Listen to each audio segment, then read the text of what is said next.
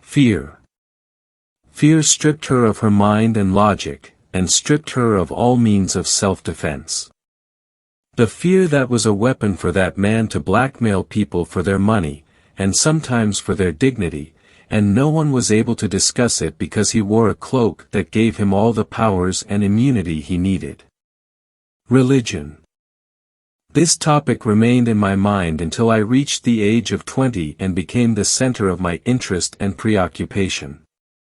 I began to observe the members of the society around me, and I developed the fear theory for measurement and experimentation more than once, and this theory never failed me. I tried to explain to people through logical discussion that the blind trust they give to some who disguise themselves in the cloak of religion contradicts the instinct of caution and fear, which is one of the basics of survival, but the effect of the beard, short robe, and the smell of oud was stronger than me and my logic. Nevertheless, I had hoped to achieve a change in the prevailing mindset towards the ostentatious, but when I reached university, I discovered that my society suffers from a misunderstanding of the meaning of understanding. In other words, there is a previous evaluation of a person's mind before they open their mouth, and an evaluation of their ethics before dealing with them. I did not understand this system, and I have not read about it in any book. I adapted to my society by holding on to my concepts and principles, and I became skilled at ignoring those who chose to remain ignorant. Some people criticized me for citing Einstein because he was Jewish and accused me of stupidity for admiring the Nazi mentality of Hitler. The supposed norm here was that anything beyond national geographic boundaries should only be dealt with through disdain and regret. They were the misguided ones and we were the survivors. Even my friendships with followers of other religions and different sects were viewed by some as a great betrayal to the organization that will enter paradise through its widest gates. I do not deny that I tried to adopt this thinking at some point in my life out of adaptation and trying new things, but I could not because the requirements of my mind were greater. I was accused of blasphemy and disrespecting religion more than once by some intellectuals for reasons that were not religious at all. Then I began to think and eventually came to a personal conviction that a fool is like a naked person in front of others, and will cover and conceal themselves in any way possible to hide their foolishness. Some choose silence, and I respect this type, while others choose to attack you in order to divert people's attention away from their exposed weaknesses. Unfortunately, this is the case for many members of my community of fools. Some people confuse between ignorance and stupidity, thinking that ignorance is a disgrace like stupidity, and they do not realize that we are all ignorant in something in one way or another, and only God knows all knowledge. The word ignorant is a characteristic of the lack of knowledge, but stupidity is a characteristic of the inability to comprehend knowledge, and this is more dangerous. At that stage of my life, and in the height of my thirst for knowledge, the course of my life changed forever. I did not tell anyone what happened to me because I did not find an explanation for those events, and no mind in this age would accept it. To be clear from the beginning, I am not expecting acceptance or rejection from anyone. I will simply recount what I have experienced for the sake of documenting it in time. Perhaps one day after I die, someone will look at what I have written, just as people looked at the writings of those who first said that the earth was round, and they were burned along with their writings, and the truth was not revealed until centuries later. What I will mention in the following pages are events, stories, and narratives. I will not ask anyone to believe them, nor will I claim that they are true, to protect myself from ignorant criticism. Likewise, I will not say that they are fictional stories, so as not to harm an important part of my life that has changed me forever. But I will simply say that they are just stories. We were visiting some relatives and the reception room was packed with men of all ages.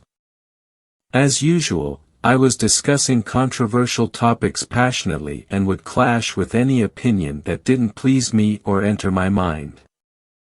I loved to hear praise from those around me when I would scorch one of the arrogant ones who claimed knowledge and intellect in front of the council members only because they had a social or economic status that deluded them into thinking they were entitled to speak on any subject or topic. I used to bask in the looks of pride and admiration from my father, especially, some of my relatives, and the general attendees of the gathering. Phrases like, "You're wise beyond your years," or, "Masha Allah, you really put them in their place," were the beloved crowning moments for my heart in every victorious debate.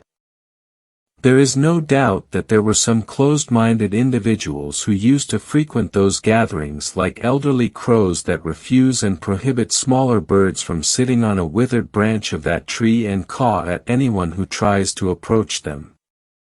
No matter how much they are hammered with the hammer of logic and the hammer of the conclusive evidence, they will never crack and admit their ignorance, but they content themselves with provocative responses and funny expressions such as, "Thank God for the blessing of Islam," or, "We only know the Quran and the Sunnah," as if the one who is speaking with them has just come from the wall of the weeping. I was accustomed to this outdated approach of escaping from rational dialogue and debate, but I was dismayed by the looks of approval and acceptance from some whom I considered to be among the rational members of the council.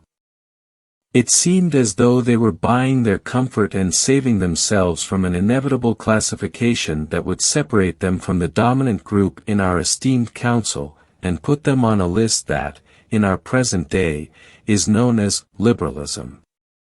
Unfortunately, this label has been used both for those to whom it applies and for those to whom it does not. Not to mention phrases like, "Would you accept it for your sister?" and other commonly used means to escape from any logical discussion.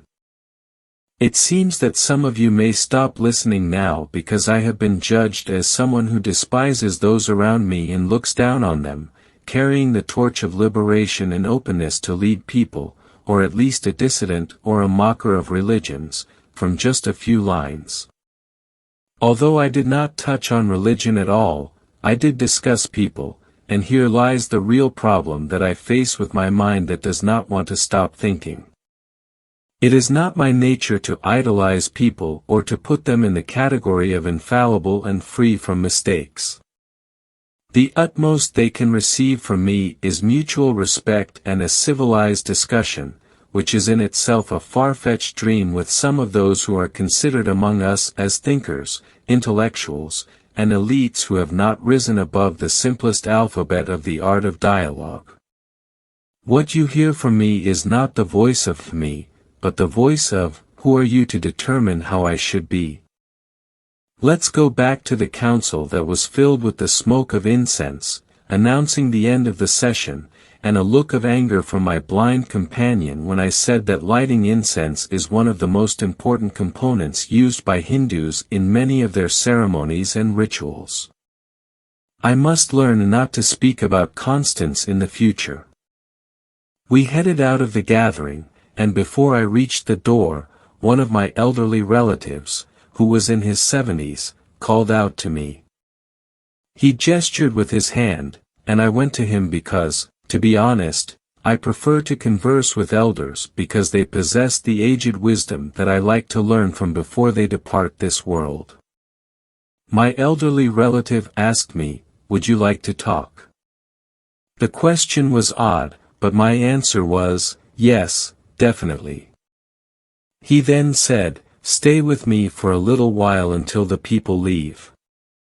I sat with him until the people, including my father whom my brother had just taken with him in his car, as he had recently learned to drive, left, because the house belonged to the son of the man who requested to speak with me and he had been living with him for a while. The place cleared of people, and the son of the man asked for permission to go up to the upper floor and said to me, "This place is yours, make yourself at home." I looked at my elder relative with a, "What do you have?" look, and he surprised me with a question, "Do you believe in the afterlife?"